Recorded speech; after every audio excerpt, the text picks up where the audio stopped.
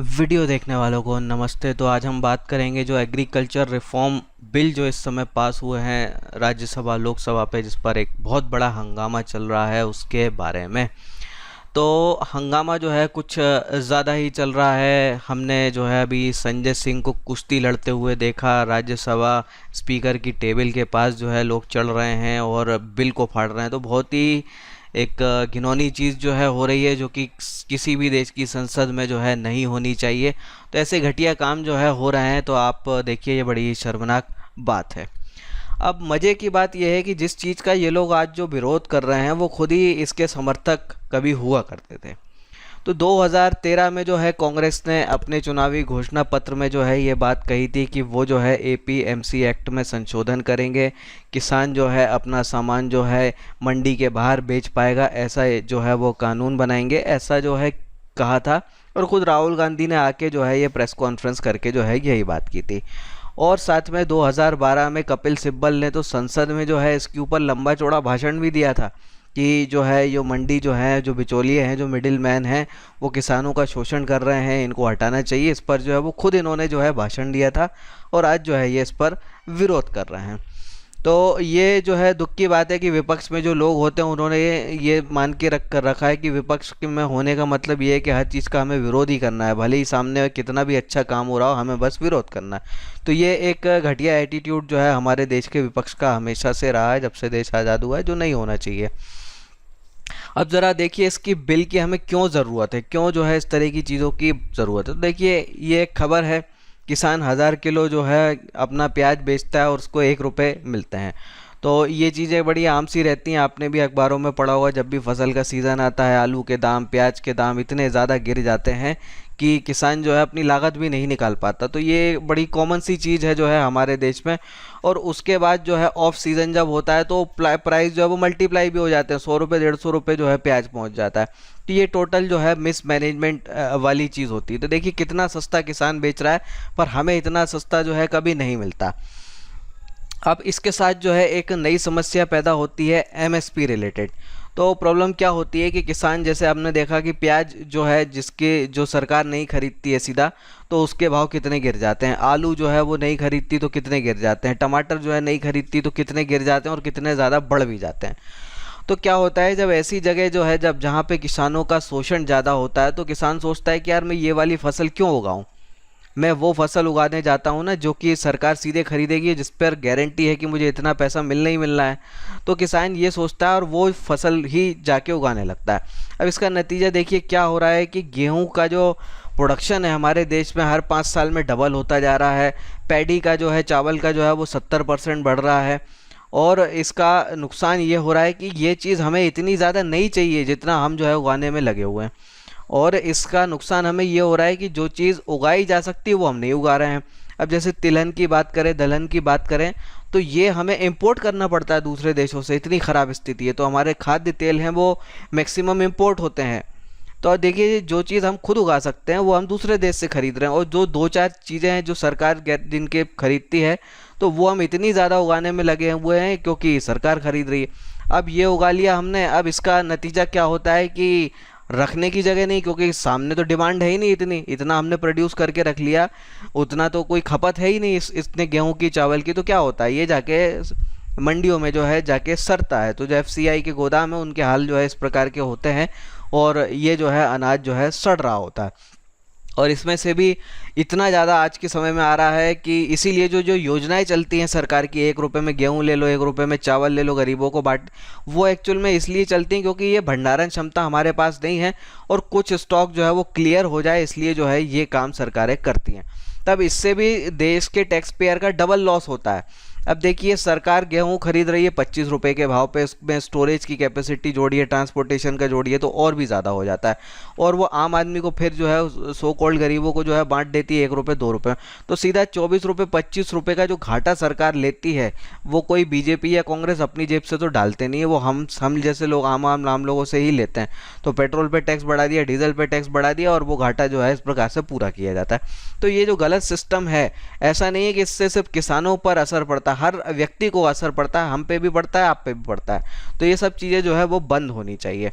अब देखिए एक और जो चीज़ जो है यहाँ से सुधर रही है हो जाएगी, वो ये है कि कॉन्ट्रैक्ट फार्मिंग जो है अब बहुत ज़्यादा बढ़ जाएगी ये होने से। अब कई लोगों की आदत रहती है कि कंपनियों को हमेशा गाली देना, बुरा भला कहना। अब देखिए ज़रा कि ये 2017 की खबर है, उत्तर प्रदेश में जो है आलू का बम्पर प्रोडक्शन हुआ तो आलू का भाव क्या बिका, 20 पैसा प्रति किलो। 20 पैसा प्रति किलो, पर आपको बाज़ार में कभी जो है ये भाव नहीं मिलेगा। सेम उसी साल जो है बंगाल में क्या स्थिति थी, वहाँ पर आलू जो है बिक रहा था 8.5 रुपये किलो। और कौन खरीद रहा था, वहाँ पेप्सी खरीद रही थी। तो देखिए कॉन्ट्रैक्ट फार्मिंग के ये फ़ायदे होते हैं कि कंपनियां जो है किसान से डायरेक्ट खरीदती हैं, उनको एक सही दाम मिलता है और साथ में जैसी उनकी रिक्वायरमेंट होती है वैसा वो किसान को बता देती हैं और जो है उसी प्रकार की चीज़ें जो है उगाई जाती हैं। तो आप देखिए एक ही साल की जो है ये स्थिति है, एक ही समय की खबर है। एक जगह किसान 20 पैसे में आलू बेच रहा है, दूसरी जगह में 8.5 रुपये में। तो फ़र्क क्या है, एक जगह बिक रहा है मंडी में, एपीएमसी मंडी में, और दूसरी जगह कहाँ बिक रहा है, दूसरी जगह कंपनियों को बिक रहा है। तो देखिए इससे ज़मीन आसमान का जो है फ़र्क यहाँ पे आ जाता है, जो हमें समझने की ज़रूरत है। तो कॉन्ट्रैक्ट फार्मिंग जब देश में बढ़ेगी ज़्यादा से ज़्यादा, उतना ही ज़्यादा जो है किसानों का भला होगा और उतना ही ज़्यादा आम आदमी का भी भला होगा, क्योंकि हमको भी जो है सही रेट पर जो है फिर चीज़ें मिलने लगेंगी। अब इतना ही जब सब कुछ अच्छा है तो फिर बिल का विरोध क्यों हो रहा है, इस पर भी आते हैं। तो इस बिल को समझे ज़रा, 3 बड़े चेंज हो रहे हैं। एक बिल है farmer produce trade and commerce bill 2020 और दूसरा जो है the farmers empowerment and protection agreement on price assurance and farm service bill 2020, और साथ में जो है अमेंडमेंट हो रहा है एसेंशियल कमोडिटीज़ एक्ट में। तो पहली चीज़ जगह देखें हम, तो एक प्रॉब्लम तो ये है कि एपीएमसी मंडी जो होती है वहाँ पे सरकारें टैक्स लगाती हैं, टैक्स लगता है। अब टैक्स के बदले में जो है मंडियों में सुविधाएं विकसित होनी चाहिए, जो काम कभी नहीं होता। आप देखिए मंडियों के बाहर जो है फसल के समय लंबी लाइन लगती है, बेचारे किसान जो है कई दिन तक जो है वहाँ लटके रहते हैं, ना धूप में पसीने में परेशान रहते हैं, ना वहाँ बैठने की जगह, ना पानी की जगह, कुछ जो है सुविधाएँ नहीं दी जाती हैं, जबकि टैक्स पूरा लिया जाता है। तो देखिए यहाँ क्या होता है कि अब जो ये अपने बिल पास हो जाएंगे, उसके बाद क्या होगा कि इन मंडीज़ में लेन देन जो है वो कम हो जाएगा, बहुत कम हो जाएगा, नेचुरली हो जाएगा, क्योंकि किसान फ्री है, कहीं जहाँ पे भी उसकी इच्छा है वहाँ जाके अपनी फसल बेच सकता है। तो जो बाहर का जो लेन देन होगा वहाँ पे टैक्स नहीं मिलेगा सरकारों को। और जो बिचौलिए हैं उनमें बहुत से लोग नेता ही हैं, अधिकतर लोग जो है बड़े बड़े जो है बिचौलिए हैं वो एक्चुअल में नेता ही हैं, तो उनका भी बड़ा लॉस होना है। तो एक तो मोनोपोली ब्रेक हो रही है स्टेट की, टैक्स की इनकम पर जो है थोड़ी सी कमी आ जाएगी, और साथ में जो बड़े बिचौलिए जो कमाते रहते हैं उनका लॉस होना है। तो एक बड़ा रीज़न जो है विरोध का वो यही है। दूसरा रीज़न ये है कि कॉन्ट्रैक्ट फार्मिंग जो है इसके कारण जो है वो बहुत ज़्यादा बढ़ जाएगी। अब कॉन्ट्रैक्ट फार्मिंग जब बढ़ेगी तो इससे क्या होगा, इससे एमएसपी की जो वैल्यू है वो कम होने लगेगी। अब देखिए एमएसपी जो है एक्चुअल में किसानों का भला करने के लिए कम है, वो नेताओं का खुद का भला करने के लिए ज़्यादा है।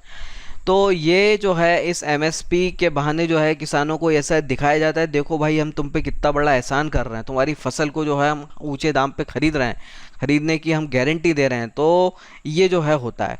अब क्या होगा, जब कॉन्ट्रैक्ट फार्मिंग होगी तो किसान के पास एक एक्स्ट्रा ऑप्शन आ गया कि मान लो कोई चीज़ सरकार जो है 1000 रुपये में खरीद रही है एमएसपी पे, लेकिन वही कोई प्राइवेट कंपनी कॉन्ट्रैक्ट बेसिस पे जो है उसको 1200 में खरीदने को तैयार है, तो किसान के पास एक और ऑप्शन आ गया, तो वो अपनी फसल को जो है ऊंचे दाम पर उस कंपनी को बेच देगा। और अगर किसी रीज़न से कंपनी नहीं लेती तो सरकार भी खड़ी हुई है एमएसपी लेने के लिए। तो क्या हो जाएगा कि एमएसपी पर चीज़ें जो है ली जाएंगी वो कम होगा, इससे कम होगा। तो एमएसपी को जो हम वोट बैंक के टूल की तरह जो इस्तेमाल करते हैं अब तक, वो जो है धीरे धीरे कम हो जाएगा, ख़त्म हो जाएगा। तो ये चीज़ जो है नेताओं को, कुछ को खासतौर पे जो विपक्ष में जो किसानों के भरोसे किसानों को भड़का के जो है काफ़ी अपनी राजनीति चलाते हैं, उन जैसे लोगों के लिए नुकसानदायक है। तो इसीलिए जो है ये भी इसका विरोध कर रहे हैं। अगला जो चेंज है वो ये कर दिया है कि एसेंशियल कमोडिटी एक्ट में जो है बहुत बड़ा बदलाव कर दिया गया है। अब इस एक्ट से क्या कर दिया है, इसमें से कई सारी चीज़ें जो है हटा दी गई हैं। क्या क्या हटा दिया गया है, सीरियल हटा दिए गए, दालें हटा दी गई, तिलहन हटा दिया गया है, प्याज हटा दिया गया है, आलू हटा दिया गया है। तो ये सारी चीज़ों को एसेंशियल कमोडिटीज़ से हटा दिया गया है। एसेंशियल कमोडिटी में होने का मतलब क्या होता है कि सरकार तय करेगी कि कितना इसका भंडारण करना है, कितना नहीं करना है, कितना आप कहाँ बेच सकते हो, कितना एक्सपोर्ट कर सकते हो, किधर डिस्ट्रीब्यूट करना है किधर नहीं करना, वो सारी चीज़ें जो है सरकार तय करती थी। अब क्या हो रहा है, ये सारी चीज़ें हट जाएंगी, कोई रेगुलेशन जो है इन चीज़ों का सरकार नहीं करेगी। अब देखिए इसका बहुत बड़ा फ़ायदा जो है किसानों को मिलेगा। अब किसानों को क्या मिलेगा, कैसे मिलेगा, समझें कि जैसे कि सरकार जो है इस एक्ट को इसलिए लाई थी ताकि जो कभी देश में अकाल पड़ जाए, सूखा पड़ जाए, तो जो एसेंशियल कमोडिटीज़ हैं वो देश में बनी रहें। अब देखिए तब के ज़माने से चीज़ें ठीक थी क्योंकि हमारा इरिगेशन सिस्टम जो है डेवलप नहीं था, हमारे पास जो है इतनी अच्छी टेक्नोलॉजी नहीं थी कि हम इस चीज़ की भविष्यवाणी कर लें कि कब सूखा होगा, कब बारिश ज़्यादा होगी। आज जो है हम वो सारी चीज़ें कर सकते हैं। तो इस एसेंशियल कमोडिटी के बहाने जो है क्या होता है कि जो जमाखोर होते हैं उनको जो है फसल का जो ऑफ सीज़न होता है वहाँ पे जो है इन सारी चीज़ों को जमा करने का एक मौका मिल जाता है। तो क्या होता है कि प्राइस जो है बहुत ज़्यादा शूट अप होता है, तो ये प्रॉब्लम जो है होती है। अब ऐसा भी नहीं कि सरकार ने जो है पूरी तरह से इससे हाथ हटा लिए, वो भी नहीं किया। अब सरकार ने जो है क्या कंडीशनल चीज़ें रखी हुई हैं कि अगर सूखे वाली स्थिति हो, कोई कमी वाली स्थिति हो या युद्ध वाली स्थिति हो, तो सरकार जो है इन चीज़ों को फिर से रेगुलेट करेगी। तो कहने का मतलब यह है कि सामान्य स्थिति में सरकार अब रेगुलेट नहीं करेगी, लेकिन जो असामान्य स्थिति आएगी तो सरकार जो है इसको रेगुलेट करेगी। तो इससे क्या होगा कि जो जमाखोर होते हैं कि जो ऑफ सीज़न में प्याज के भाव 100 रुपये पहुँच गए, टमाटर के भाव पहुँच गए 100 रुपये, आलू हो गया 70-80 रुपये का, तो ये जो जमाखोर करवा लेते हैं, मोटा मुनाफा बना लेते हैं, वो अब नहीं हो पाएगा क्योंकि फ्री मार्केट जो है अब चल रहा है।